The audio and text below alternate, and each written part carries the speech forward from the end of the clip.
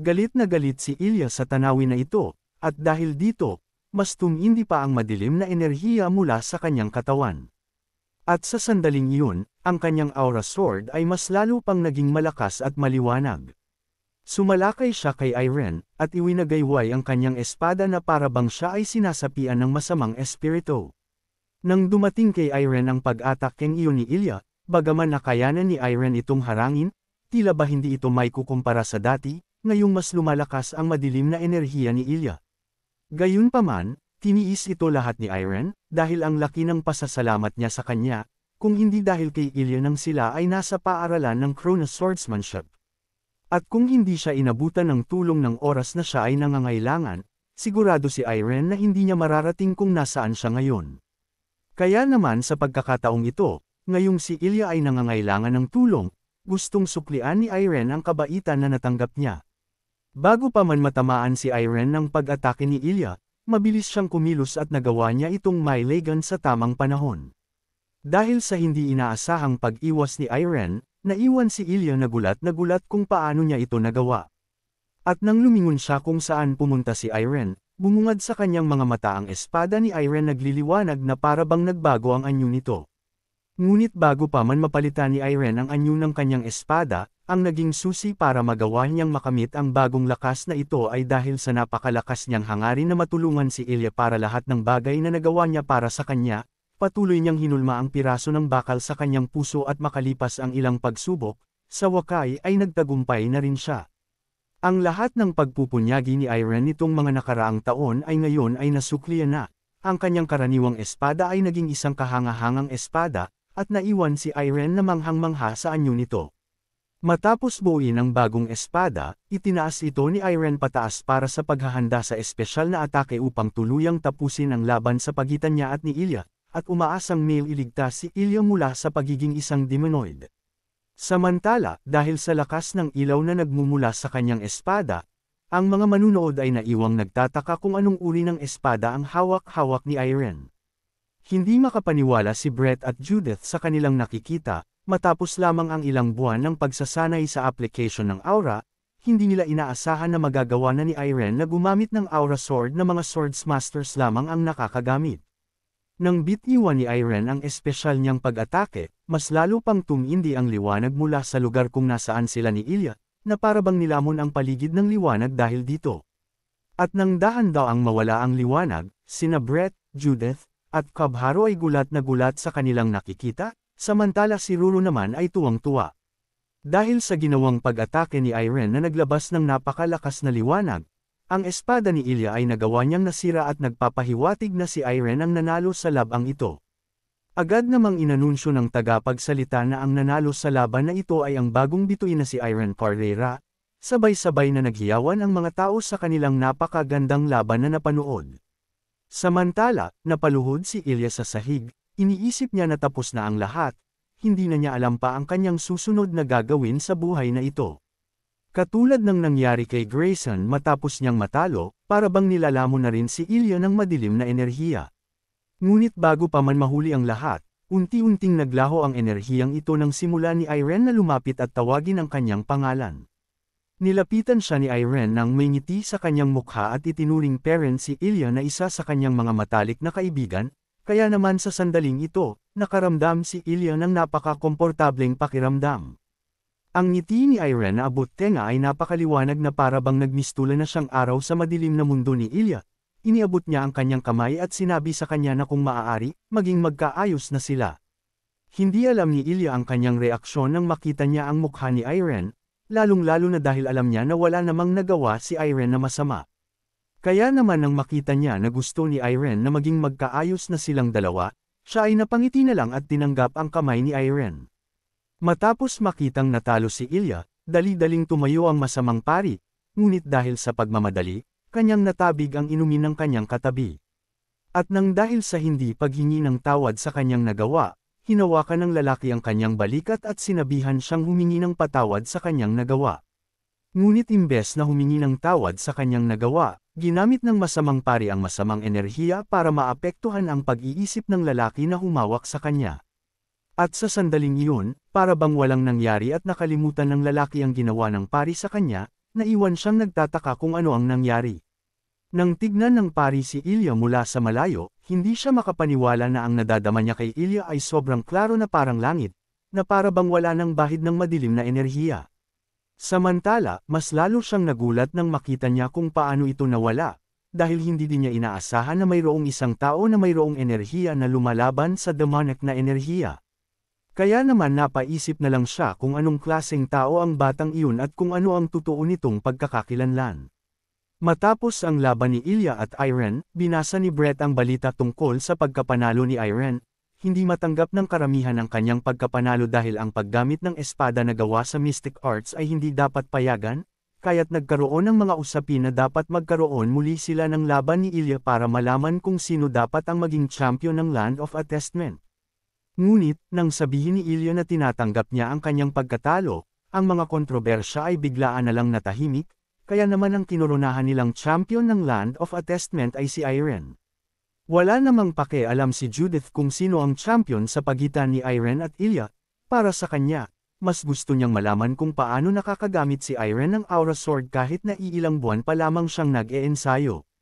Samantala, iniisip naman ni Cubharo na kamangha-mangha si Irene, tunay niyang pinatunayan na kaya niyang gawing posible ang imposible. Ngunit hindi lamang ito ang bagay na nagpapaisip kay Cubharo na kamangha-mangha si Irene, dahil napansin niya din na may hindi matitinag na debosyon si Irene sa kanyang layunin, at mayroon siyang tapang na harapin ang mga pagsubok ng buong tapang. Kumpara sa Irene na nakilala niya noon, tila ba ibang-iba na ngayon si Irene, kaya't iniisip ni Cubharo na mukhang mas lalo pang naging mature si Irene nitong mga nakalipas na buwan. Gayunpaman, nagtataka naman si Cubharo dahil tuwing tinitignan niya si Irene, hindi niya maiwasang makaramdam ng pait na damdamin. Samantala, nais namang malaman ni Brett kung ano ang nangyari sa Aura Sword na ginamit ni Irene noong laban nila ni Ilya. Ipinaliwanag ni Irene na nang subukan niyang tingnan ito kanina, nanatili pa rin ang bago nitong anyo, at hindi rin siya sigurado kung bakit bigla na lang itong nagbago sa kanilang laban ni Ilya. Kaya't sinabi ni Irene kay Brett, Judith, at sa kanyang iba pang mga kaibigan na pinaplano niyang kausapin at tanungin ang misteryosong lalaki sa kanyang panaginip sa susunod nilang pagkikita. Dahil matapos magkaroon ng pagbabago ang kanyang espada, may pakiramdam si Irene na sa wakas, magagawa na niyang makausap ang lalaking iyon. Makalipas ang isang linggo, sa lugar kung saan nanunuluyan si Ilya. Muling bumisita si Irene, ngunit sa pagkakataong ito, mayroon naman siyang dalang regalo. Nang siya ay makahingi ng pahintulot na maaari na siyang makapasok, binati siya ni Ilya ng buong puso at pinasalamatan si Irene sa dala niyang mga bulaklak. Matapos magkamustahan, naupo naman sila para sa mas masinsinang pag-uusap, dahil sa mga susunod na mga araw. Hindi man alam ni Irene at hindi pa sila nakapagdesisyon kung saang lugar sila pupunta, ngunit binabalak na nilang umalis sa lugar na ito. Ninanais namang malaman ni Irene ang plano ni Ilya, kung mayroon ba siyang mga balak pang gawin sa lugar na ito. Pinag-isipan ng mabuti ni Ilya ang katanungan ni Irene sa kanya, matapos ang ilang sandali. Sinabi ni Ilya na sa totoo lang, hindi siya sigurado, dahil matapos ang kanilang laban, dumating siya sa konklusyon na siya ay naligaw ang landas. At isa pa, ang layunin na matagal nang hinahabol ni Ilya na mahabol ang kakayahan ni Ignet ay masyadong overwhelming para sa kanya. Ang landas na kanyang tinatahak buong buhay niya ay nagmistulang parang bula, kaya naman sa unang pagkakataon, wala nang klaro na layunin si Ilya sa kanyang buhay. Mangiyak-ngiyak niya itong ikinwento kay Irene, hindi na niya alam kung saan na siya pupunta at kung ano ang dapat niyang gawin sa mga oras na ito. Ang hindi alam ni Ilya, may ibang layunin si Irene sa pagbisita niya. Matapos marinig na wala pang ibang plano si Ilya, gusto ni Irene na anyayahan si Ilya na sumama sa kanya. Dahil para kay Irene, sa tingin niya parehas sila ng sitwasyon ni Ilya, sinusubukan niya ding alamin kung ano ang dapat niyang gawin at kung saan dapat siya magpunta. Nalilito man siya, ngunit may isang bagay na nagtutulak sa kanyang magpatuloy, at yun ay dahil sa mga taong mga naniniwala sa kanya. At sa tingin ni Irene, mayroon ding mga tao na naniniwala kay Ilya tulad ng mga taong naniniwala kay Irene kaya't nakamit niya kung nasaan man siya ngayon. At kung wala man ang mga taong iyon, sinabi ni Irene na nandito lamang siya para kay Ilya at hinawakan niya ang kanyang mga kamay. Sinabi niya sa kanya na huwag mag-alala, dahil sa bawat yapak na kanilang tatahakin, sinabi ni Irene na nandito lang siya kaya't Inanyayahan niya muli si Ilya.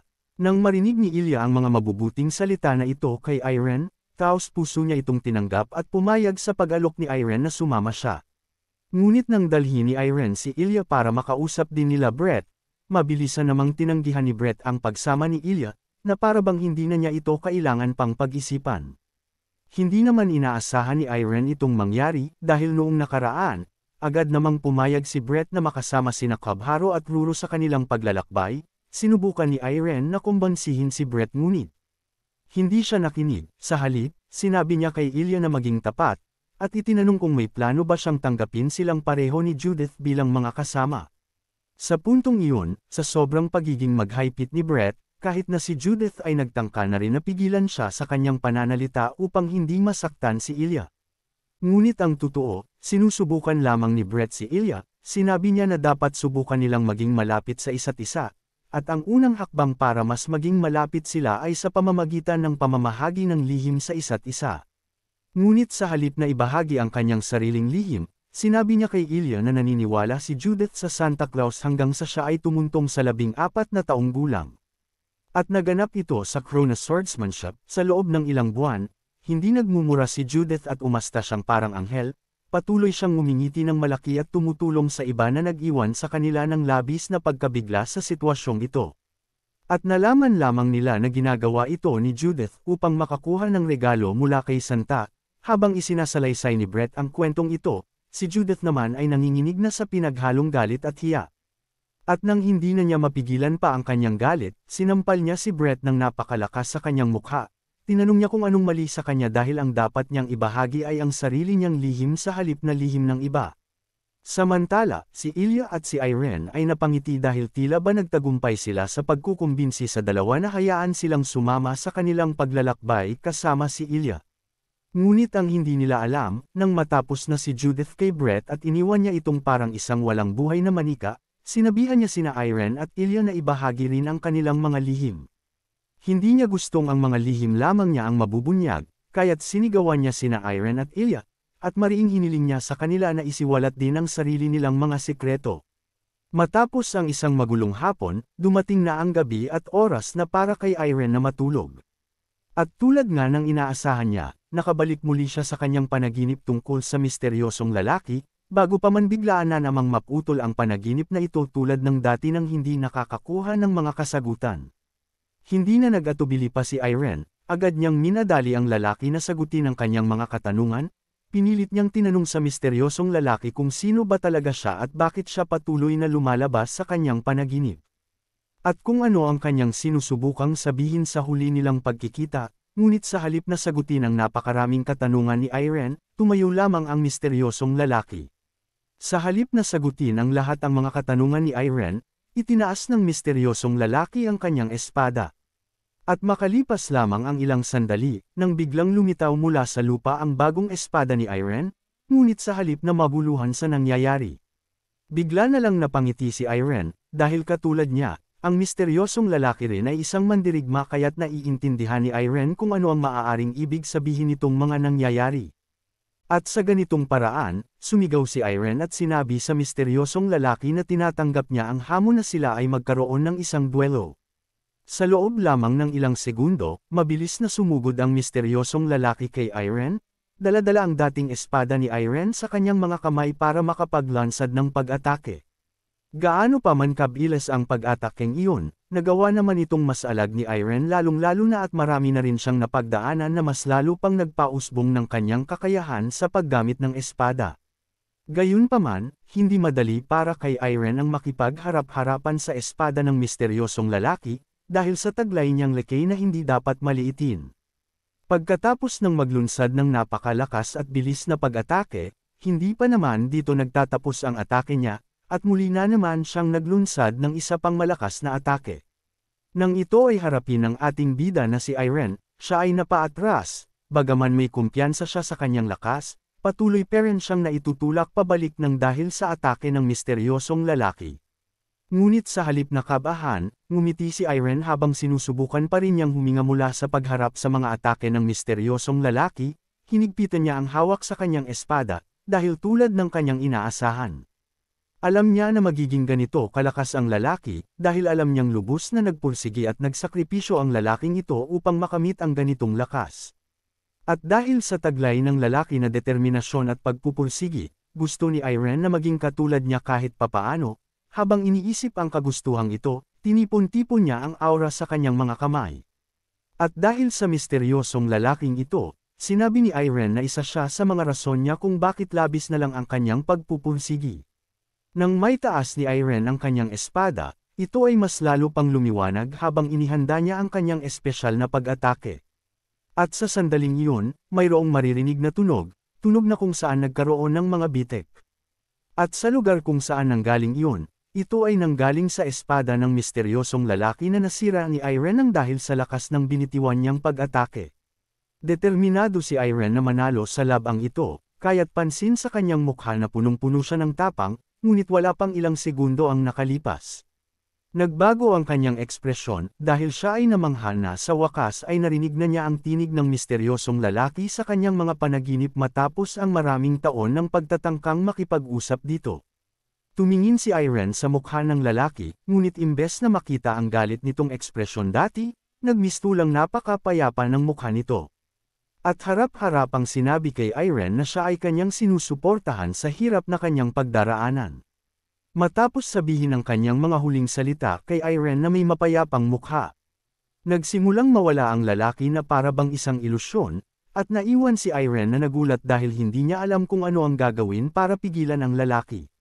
Sinubukan niyang pigilan ito at sabihing maghintay ng ilang sandali, ngunit siya ay huli at ang misteryosong lalaki ay tuluyan ng nawala.